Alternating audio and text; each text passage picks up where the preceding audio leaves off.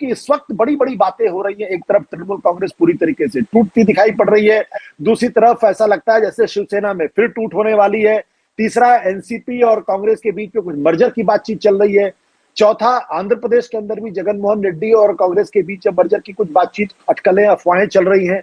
और इस बीच में राहुल गांधी ने कहा है कि अब कुछ करने से नहीं होने वाला है, हमको रेजिस्टेंस मूवमेंट खड़ा करना पड़ेगा। अब ये जो रेजिस्टेंस शब्द है, जो लोग राजनीति को और चीजों को समझते हैं, अच्छी तरीके से जानते हैं, रेजिस्टेंस का मतलब होता है एक तरीके से सरकार के खिलाफ रेजिस्टेंस खड़ा करना है। यानी क्या ये माना जाए कि राहुल गांधी अब इस निष्कर्ष पर पहुंच गए कि सिर्फ चुनावी राजनीति से ही इस देश के अंदर सत्ता नहीं मिल सकती है, क्योंकि सिस्टम ऐसा हो गया जहां उनके लिए कामयाबी के रास्ते पूरी तरीके से बंद होते हुए दिखाई पड़ रहे हैं।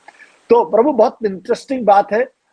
ये जो रेजिस्टेंस शब्द है, इसको आप कैसे डिफाइन करेंगे? तो ये 1920s की पहले का, जो मेरी हिस्ट्री इतनी है, पर रेजिस्टेंस मूवमेंट तब शुरू हुआ था जबकि जहाँ पर सरकार के खिलाफ लड़ने के, अंग्रेजों के खिलाफ कोई और तरीका नहीं था लड़ने का, इसलिए वहाँ पर रेजिस्टेंस मूवमेंट, पॉलिटिकल मूवमेंट खड़ा हुआ था। कांग्रेस पार्टी बनी थी।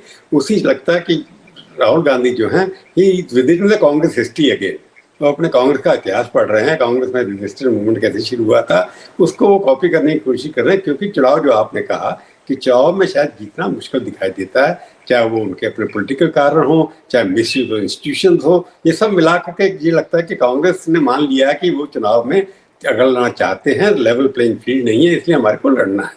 तो रेजिस्टेंस का विड्रॉ तो नहीं कहूँगा, ये है कि नॉन कोऑपरेटिव मूवमेंट की बात हो सकती है। सरकार के खिलाफ हर जगह पर उनके खिलाफ खड़े हो जाइए, सड़कों पर आइए। सड़कों पर कितने लोग आते हैं दूसरी बात है। कॉकरोच पार्टी ने शुरू किया है, पूना में उनको अच्छी क्राउड मिली थी, अब लखनऊ में मिलती है कि नहीं मिलती वो देखने वाली बात है।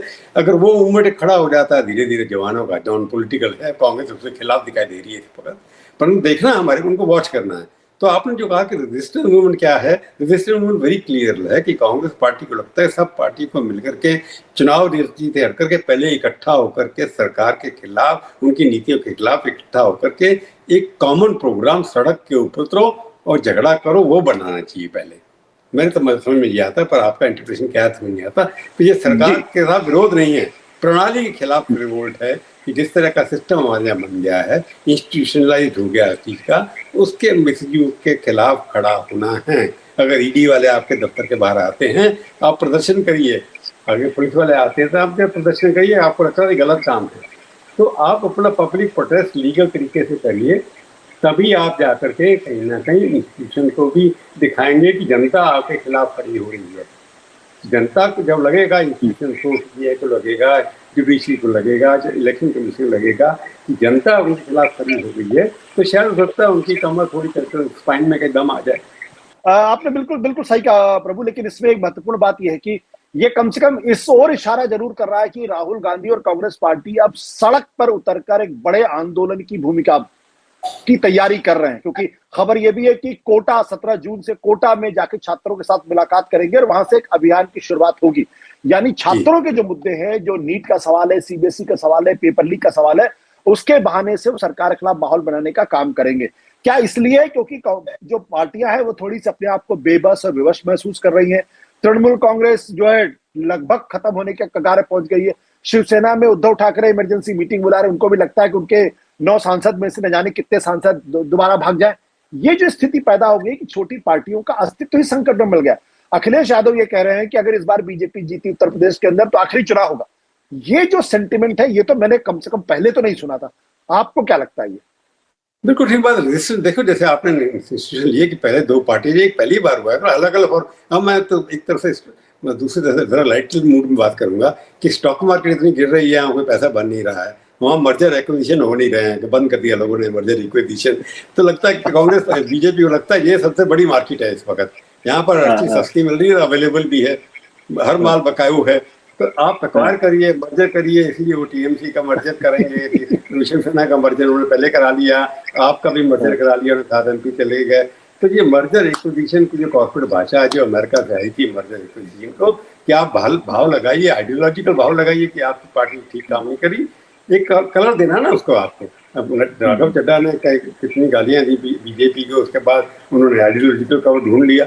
इसी तरीके से जितने भी टीएमसी के लोग हैं, अब सयानी घोष जैसी जिनकी हीरो क्या गाने गाए हैं, वो भी पलट जाएंगी, ऐसी उम्मीद आप और मैं तो नहीं कर सकते। तो इसका मतलब ये है कि मर्जर और इक्विजिशन आप अवेलेबल हैं यहाँ पर। आपको कोई भी सिस्टम के अंदर थोड़ा भी डर लगता है कि मैंने अगर गाने बंद कर दिया या मेरा जो सिस्टम चल रहा है उसके ऊपर सरकार, फिल्म इंडस्ट्री का कंट्रोल है, फिल्म बॉडी के ऊपर कंट्रोल है, फिल्म किसको दी जाएगी, किसको दी जाएगी, इस पर कंट्रोल है। या जैसे कोई हमारे जर्नलिस्ट हैं बेचारे, मैं उनकी बात करता हूँ, कई ऐसे जर्नलिस्ट हैं जिनको लगता है कि हमारे को इसे निकाल दिया गया कि हमने सरकार के खिलाफ बोला। कुछ ऐसे जर्नलिस्ट हैं जिनको लगता है कि इनकी बातचीत करने से हमारे को नौकरी मिल सकती है।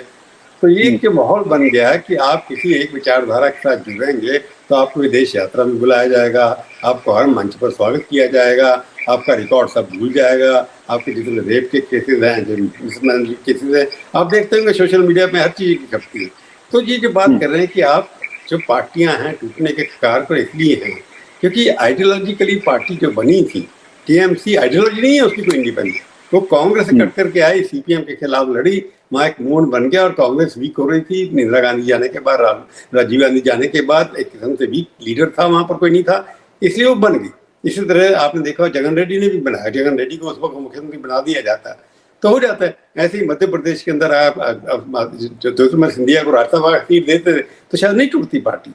तो बीजेपी को भी लग गया कि थोड़े से लालच देने से कोई पार्टी टूट सकती है।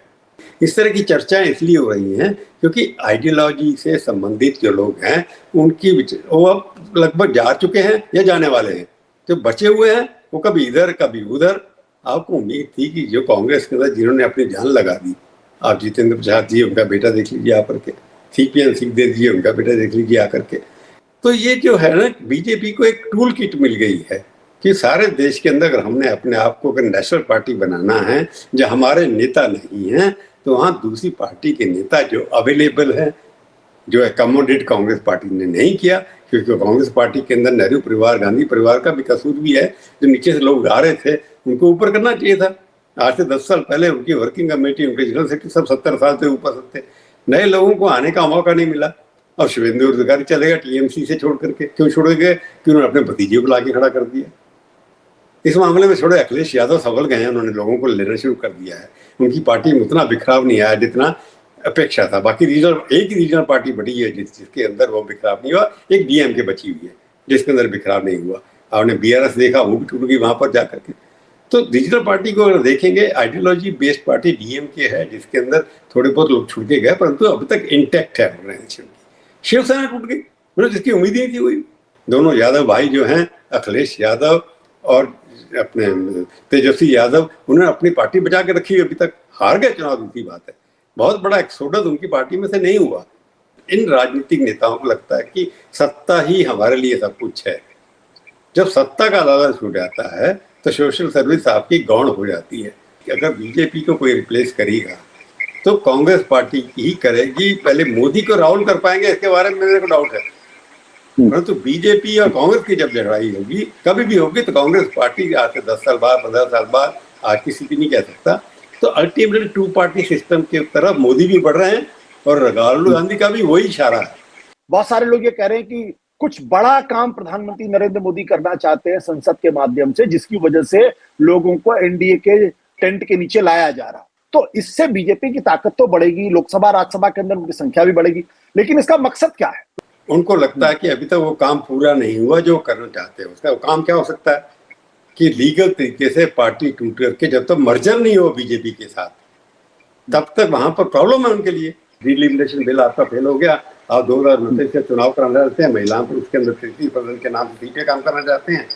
भाई उसके लिए जितनी मर्जी कोशिश कर लो, 2/3 मेजोरिटी नहीं होने वाली है अनलेस ओवैसी सब डीएमके सीएमके सब मिल जाए उनके साथ। क्योंकि 162 चाहिए आपको राज्यसभा के अंदर। बीजेपी के पास आज की डेट में 113 हैं, नॉमिनेशन और दाखिल मिलाकर के 115 है। 3 और अगर आ जाते हैं तो 118 हो जाएंगे।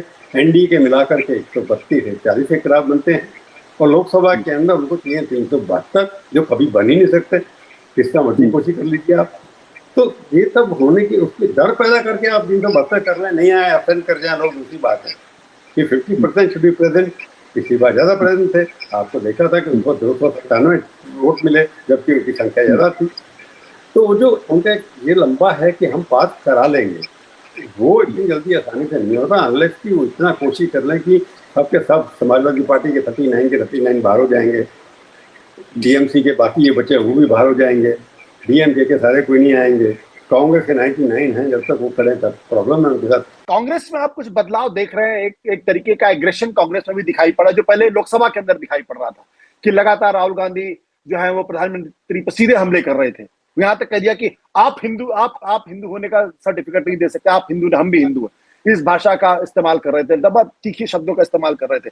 अब केरल में बदलाव किया फटाफट, कर्नाटक में किया, तमिलनाडु में पार्टी दूसरे विजय को सपोर्ट कर दिया, और साथ ही साथ राहुल गांधी का रेजिस्टेंस कहना, और उसके अलावा अपना कार्यक्रम शुरू कर देना कि 17 जून से हम देश के अंदर छात्रों से मिलना शुरू करेंगे। इस कांग्रेस रेडी फॉर जिसे कहते हैं कि बड़े आंदोलन की तैयारी अब कर रही है कि अभी से करेंगे तब 29 तक हमें कुछ मिल पाएगा। ठीक, राहुल गांधी को लगता है कि रेजिस्टेंट मूवमेंट चलाना है, रेजिस्टेंट मूवमेंट के साथ लोगों को जोड़ना है, और स्टूडेंट को लगा कि जितनी मात्रा में एक तो बिना कॉल के, बिना ऑर्गेनाइज के खड़े हो गए हम और आप, उनकी अभी देख रहे हैं कितनी पावरफुल है। कांग्रेस पार्टी को लग गया कि चुनाव हम जीत नहीं सकते। और दूसरा फायदा ये हुआ है कि डीएमके के अंदर हारना, स्टालिन जो उनके साथ खड़े हुए थे उनको छोड़ दिया राहुल गांधी ने। उनको लगा अब स्टालिन जो है अब 70 से ऊपर हो गए, 70, जब तक नया इलेक्शन होगा 76 78 को होंगे। तो ऑपोजिशन में बड़ा लीडर कौन है नेशनल लेवल पे, जो अपना कह सकता है कि मैं नेशनल, कोई भी नहीं है। शरद पवार भी नहीं है बेचारे, अभी तक बीमार हैं, एक्टिव भी नहीं है उतने। तो शरद पवार गए, डीएमके गए, तो ममता गई, लालू गए, तो कौन बचा? राहुल गांधी 55 साल के। तो राहुल गांधी की टीम ने उसको कन्विंस कर दिया कि you are now the youngest old leader. Youngest old leader, yes, ठीक है। राहुल गांधी को लग गया कि एज उनके साइड में है, तो यंग जनरेशन का जोड़ना कि वो अकेले हैं, सिंगल है, मोदी जी की तरह घूम सकते हैं, टाइम है, कंसिस्टेंसी है। राहुल गांधी ने लड़ने की ठान ली है, वो पहले ठाने हुए थे, परंतु पहले उनको गिराने वाले बहुत थे। अब अपोजिशन के अंदर कोई गिराने वाला मॉरल राइट किसी के पास नहीं है। इसलिए लगता है उनके अंदर मॉरल बूस्ट एक हुआ है कि उनकी जो ओल्ड टीम जो उनके खिलाफ खड़ी होती थी, उनकी रेलेवेंस खत्म होती चली जा रही है धीरे धीरे, और उनकी अपनी टीम आती चली जा रही है। अब फ्यूचर उनके लगता है हमारे साथ है। 53 साल के, 55 साल के सचिन पायलट है, आप कैसे भूल सकते हैं। बहुत कोशिश की उसको तोड़ने की, एक तरह लगते कई बार लगता है चले जाएंगे, पर वो डट के खड़े हुए। 1-to-1 फाइट के अंदर कांग्रेस के जो नए नेता हैं वो बीजेपी कई नेताओं से अच्छे हैं, एक्सेप्ट यूपी और छोड़ दीजिए 2-4 जगह पर जहाँ पर कांग्रेस खड़ी नहीं कर पा रही है। बाकी जगह तो कांग्रेस की स्ट्रॉन्ग लीडरशिप है। बिल्कुल, बहुत बहुत शुक्रिया sir, thank you sir. Thank you.